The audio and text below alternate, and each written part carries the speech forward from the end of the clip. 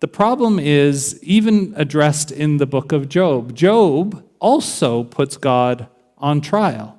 When we know the story about Job, when Job goes through his suffering, he is dealing with what to do with the suffering that he's going through. If you read Job, you know the account that the reason why Job is going through his suffering is we get a firsthand account of what happens in heaven.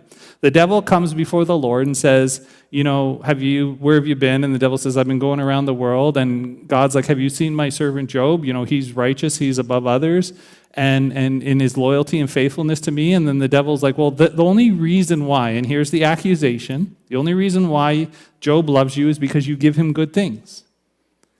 And if you took all that away, he would curse you. So God's like, okay, here's the test. Let's see what happens. And that is why Job suffers. The second part of why Job then suffers is that he doesn't curse God.